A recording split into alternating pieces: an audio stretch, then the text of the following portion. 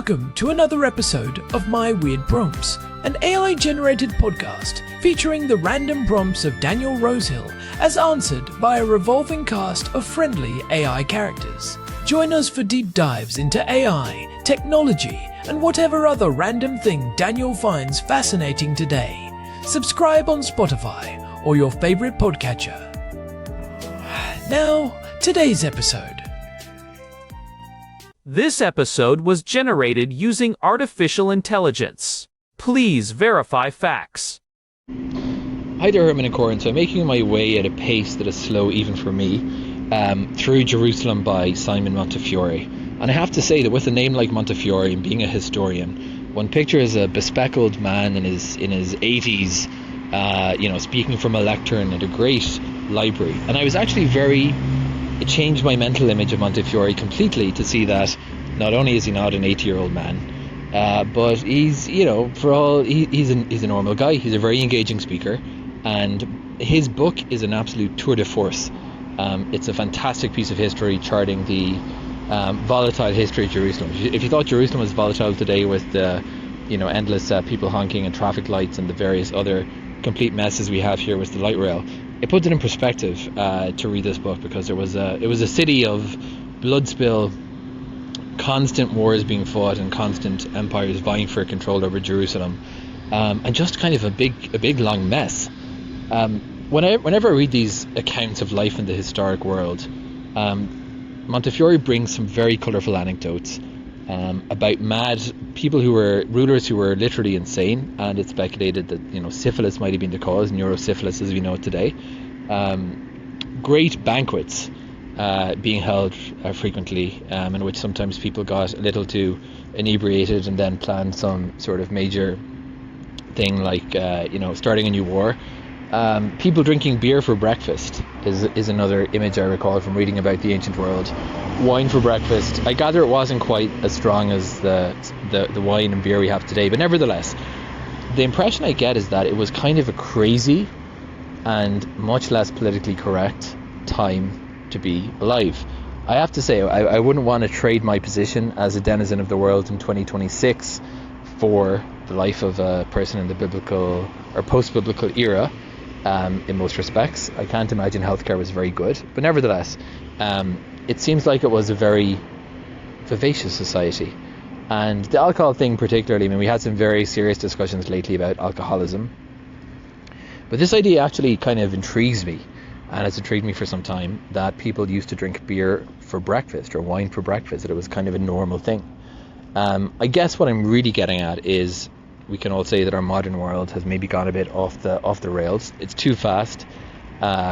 We don't have enough downtime, and maybe people actually drink in more harmful ways as a result of that. So Herman and Corn, what was actually like if I were not, instead of living in modern Jerusalem watching this taxi drive around the circle here, the ancient Jerusalem, the period of during or before the time of the temples, the Romans being here. And I'm not talking about what it was like, who was ruling the land at that time. I'm talking about the daily life of an inhabitant, because you get the impression again, and maybe by reading these historical accounts of the Romans and what they did at their banquets, is kind of like judging the whole of modern society by what goes on at, I don't know, Mar-a-Lago or something like that. You can't extrapolate from what the ruling classes did to the everyday person. But what was life like in these periods as Montefiore describes them, and in ancient Jerusalem? Hearing that audio from Daniel, with the traffic and the sirens and the general chaos of modern Jerusalem in the background, it really makes you realize that some things never change. He is walking through the city reading Simon Montefiore's history, and it is almost like the two versions of the city are overlapping right there in the recording. It is a fantastic book. Herman Poppleberry here, by the way. And Daniel is right. Montefiore has this incredible way of making history feel almost dangerously alive. When you read about the Roman period in Jerusalem, especially the Herodian era, it does not feel like a dry textbook. It feels like a high-stakes political thriller mixed with a bit of a fever dream. Exactly. And Daniel's question is such a good one because we often get caught up in the big names. We talk about Herod the Great, or Pontius Pilate, or the various high priests, but we forget that there were tens of thousands of people just trying to get through their Tuesday. They were buying groceries, dealing with annoying neighbors, and apparently, if Montefiore is right, drinking beer for breakfast. That beer for breakfast point is a classic historical hook, and we should definitely dive into the chemistry and the social necessity of that in a bit. But to set the stage, we have to talk about the physical reality of the city. If you were an average inhabitant in the first century, say around the year 30 or 40 of the Common Era, the first thing you would notice is the noise. Not the honking of the light rail that Daniel was hearing, but the sound of stone on stone. Right, because Jerusalem back then was basically one giant multi-decade construction site. Herod the Great had passed away, but his projects were still being finished. The expansion of the Temple Mount was this massive, generation-spanning architectural feat. We actually touched on the scale of these buildings back in episode 204, when we talked about the vertical revolution in the city. Back then, the scale of the temple was the ancient equivalent of a skyscraper. It really was. Imagine walking through narrow, stepped streets made of white limestone. The sun in Jerusalem is incredibly bright, and that limestone reflects it, so the city would have had this almost blinding, ethereal glow. But then you look down and the streets are crowded. We are talking about a permanent population of maybe 60,000 to 80,000 people, but during the three major pilgrimage festivals, that could swell to over 300,000. It was the ancient equivalent of hosting the Super Bowl 3 times a year. That is an insane level of density for an ancient city. How did an average person even move around? I mean, if I am a potter or a weaver living in the lower city, what is my day actually like? Your day starts at sunrise. There is no snooze button in the ancient world. You are up because the light is there and you have work to do. If you are a typical artisan, you are likely living in a multi-story stone house with an internal courtyard. This is a detail people often miss. The houses were not isolated, they were clusters. You shared a courtyard with your extended family or other tradespeople. So, no privacy. Very little.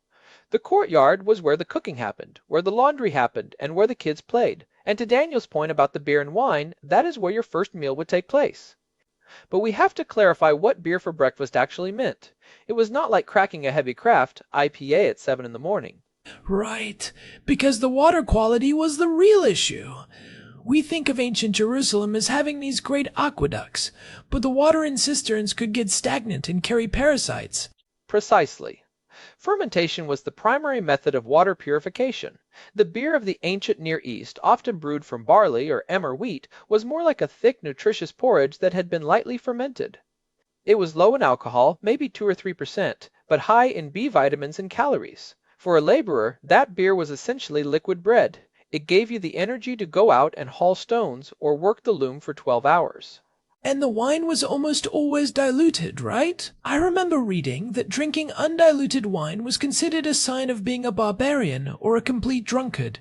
Exactly. You would mix 3 parts water to 1 part wine. So, while it sounds like everyone was walking around buzzed, they were actually just staying hydrated and avoiding the pathogens that lived in untreated water. But the vivaciousness Daniel mentioned, that feeling of a society that was quite crazy, that comes from the intensity of the religious and political atmosphere. Let's talk about that intensity. Because it was not just about the Romans versus the Jews. Inside the Jewish community itself, the friction was constant. You had the Sadducees, who were the wealthy elite and controlled the temple. You had the Pharisees, who were more like the middle-class scholars. And then you had the Zealots, who were basically looking for any excuse to start a fight with a Roman soldier. And you are living in the middle of this. Imagine you are walking to the market in the upper city. You pass a Roman soldier in his segmented armor, and you have to decide, do I look him in the eye? Do I move out of the way? The tension was palpable. You might even see the Sicarii, the dagger men, moving through the crowds. They were an extremist group that would assassinate collaborators in broad daylight and then disappear back into the throng. It was a city of constant surveillance and sudden violence. But at the same time, the city was an economic engine. The temple was not just a church, it was the central bank, the national slaughterhouse, and the biggest tourist attraction in the eastern Mediterranean, all rolled into one. It really was. And the slaughterhouse aspect is something that really hits you when you read the descriptions of the festivals. The amount of incense used in the temple was not just for ritual, it was a practical necessity to mask the smell of thousands of animal sacrifices. Imagine the scent of burning fat and blood mixed with heavy frankincense and myrrh. It is a sensory overload. The smell of roasting meat, the sound of Levite choirs singing psalms, and the constant clinking of money changers. If you were an average Jerusalemite, your economy was tied to that temple. You were selling souvenirs, you were providing lodging, or you were a craftsman making the stone vessels used in the rituals. And those stone vessels are important because the city was obsessed with purity. Archaeology has found an incredible number of ritual baths, the mikvot, in almost every house, even the smaller ones. Stone was used because, unlike pottery, stone was thought to be immune to ritual impurity. That suggests that for the average person, religion was a constant daily ritual. It sounds exhausting, honestly, but I wonder if that shared set of rules is what gave the society that vivacity Daniel was talking about. Everyone was playing the same high-stakes game. It definitely created a sense of communal identity, but it also created those mad rulers Montefiore writes about. When you have a population that is this deeply invested in every detail of law and tradition, the leaders often become paranoid or megalomaniacal trying to manage it. Herod the Great is the prime example. He was a brilliant builder, but he was also a man who had his own family members executed because he was convinced they were plotting against him. By the time Daniel is reading about, you have governors like Gessius Florus, whose corruption and cruelty eventually pushed the city over the edge. And the average person would have known about this. The gossip in the markets must have been incredible. You are sitting there with your diluted wine and your flatbread, and you hear that the king has just built a new fortress, or that a new prophet has appeared in the wilderness. It was a city of rumors. It was the original social media. The markets were where news traveled, and the language was a mix. You would hear Aramaic, which was the daily tongue of the people. You would hear Hebrew in the temple. You would hear Greek from the merchants and the educated elite. And you would hear Latin from the Roman administrators. It was a true cosmopolitan hub, even if it was a volatile one. I want to go back to the food for a second, because Daniel mentioned the beer and wine. What else was on the plate of a regular person? We talk about the Mediterranean triad grain, grapes, and olives, but was there more variety than that? For the average person, meat was a luxury. You might eat meat only during the festivals when a sacrifice was shared. Most of your protein came from legumes, lentils, chickpeas, and beans. You had a lot of onions and garlic. Fish was common, often salted and brought up from the Sea of Galilee. And lots of fruit, especially figs and dates. The dates from this region, specifically the Judean desert dates, were actually famous throughout the Roman Empire. They were considered a delicacy in Rome, prized for their size and sweetness. So it was actually a pretty healthy diet, if you could afford enough of it. It was, but it was also a struggle. Taxation was brutal. You were paying tithes to the temple and taxes to Rome. For many people, life was a subsistence game. If there was a drought or a bad harvest, the city felt it immediately. We saw this in the archaeological record of the burnt house, which we have discussed in the context of city layers before. You see the signs of a society that was incredibly wealthy at the top, but where the average person was living right on the edge. That brings up the question of health. Daniel mentioned that he would not want to trade his healthcare in 2026 for the healthcare of the biblical era. What did an average person do when they got sick? Well, you prayed, but you also used a lot of herbal remedies. We find a lot of evidence of things like mandrake and various resins being used for pain relief. There was also a surprising amount of surgery. Though without anesthesia, it was a nightmare. We have found skulls from that period that show signs of trepanation, drilling holes in the skull to relieve pressure, and the patients actually survived and the bone healed. It shows a level of grit we can barely imagine. That is terrifying and impressive at the same time. But it speaks to that toughness. People were physically resilient because they had to be. Walking everywhere, carrying water, manual labor. And the city itself was a workout. Jerusalem is all hills. Even today, walking from the old city up to the modern center is a climb. Back then, it was all stairs and steep alleys. Your legs would have been like iron. But there is another side to the vivacity Daniel mentioned, and that is the entertainment. It was not all prayer and work. Right, Herod built a theater and a hippodrome, which was very controversial, wasn't it? Extremely. To the more conservative elements of the city, having a Roman-style theater or chariot racing was an abomination. It brought foreign gods and foreign customs right into the heart of the holy city. But for the average person, especially the younger generation or those who were more Hellenized, it was a draw. Imagine the tension of a young man sneaking off to the theater while his father is at the temple protesting the presence of Roman statues. It feels like the generational divide we see today, just with much higher stakes. If you were caught being too Roman, you might be ostracized by your community. But if you were too rebellious, you might end up on a cross on the side of the road. That is the grim reality of the Roman period. Crucifixion was the standard punishment for sedition. It was designed to be public and humiliating. As an inhabitant of Jerusalem, you would have seen crosses. It was a part of the landscape. It served as a constant, brutal reminder of who was really in charge, no matter how much the temple authorities tried to exert their own power. It is such a strange contrast. The beauty of the temple, the ritual purity, the beer for breakfast communal vibe, and then the absolute brutality of Roman law. It is no wonder people were constantly looking for a messiah or some kind of divine intervention. The pressure cooker was always at the point of exploding. And it did explode eventually in the year 66. But in the decades leading up to that, the era Daniel is reading about, it was a city of incredible intellectual and spiritual ferment. You had all these different schools of thought.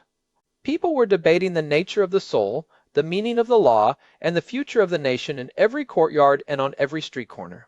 I think that is the vivacity Montefiore is capturing. It was a society where ideas mattered enough to die for.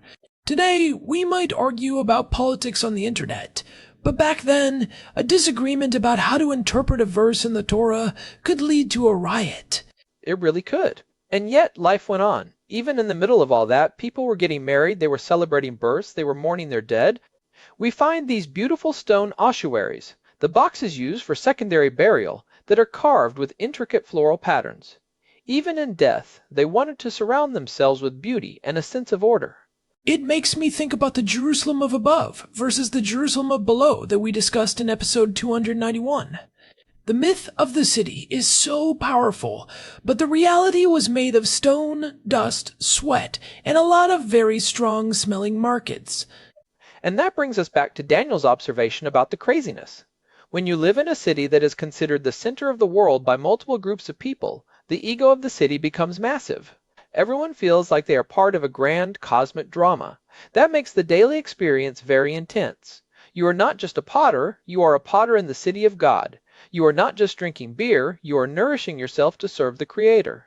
So, if we had to give Daniel a takeaway for his walk through the city today, how should he look at the ruins of that period? When he sees the massive stones of the Western Wall, or the remains of the houses in the Jewish quarter, what should he be imagining? He should imagine the smells and the sounds. He should imagine the white limestone reflecting the sun so brightly that you have to squint. He should imagine the taste of that thick, yeasty beer and the sound of 4 different languages being shouted at once in the market. He should realize that the people walking those streets were just as smart, just as anxious, and just as full of life as he is today. They were not ancient people in their own minds. They were the moderns of their time. I love that. They were the ones at the cutting edge of their world. They were dealing with the modern problems of Roman globalization and religious fundamentalism. It is not so different from what we see when we look out the window today. Not at all. And if you want to understand the craziness Montefiore describes, you have to realize that it came from a place of deep, passionate engagement with the world. They didn't have the luxury of being jaded or cynical. Everything was urgent. That urgency is something I think we've lost a bit. We have so much downtime, as Daniel put it, but maybe that downtime is actually just a form of disconnection. Those people were connected to their city, their community, and their God in a way that was almost total. It was a totalizing experience. And while I agree with Daniel that I appreciate modern dentistry and antibiotics, there is something enviable about that level of purpose, even if that purpose sometimes led to madness or war. Well, I think we have successfully established that ancient Jerusalem was a place you would want to visit with a very good guide and a very strong stomach, but maybe not a place you would want to live without a reliable source of diluted wine. Exactly, and a good pair of sandals for those hills. We should probably mention, for anyone who wants to see the physical evidence of what we are talking about, the Davidson Center right by the Western Wall is incredible. You can see the actual stones that were thrown down by the Romans in 70. It makes the history very literal. And the burnt house in the Old City. It is a time capsule of the final days of that era. You can see the soot on the walls and a spear that was found in the debris. It brings the vivacity and the violence Daniel mentioned into very sharp focus. It is amazing how much of that is still accessible to us. We are living in a city that is basically a giant museum that people are still living in. We touched on that in episode 3 and 60 when we talked about the ghost apartments and the vertical safety deposit boxes. The city is always struggling between being a monument to the past and a living place for the future. It is a tension that will probably never be resolved, which is exactly why we keep talking about it. Well, before we wrap up, I want to make sure we address Daniel's point about the mad rulers. We talked about Herod, but Montefiore also goes into the later rulers, the ones who were perhaps suffering from neurosyphilis or other conditions. It adds this layer of unpredictability to daily life. You never knew if the person in charge was going to have a religious epiphany or a psychotic break.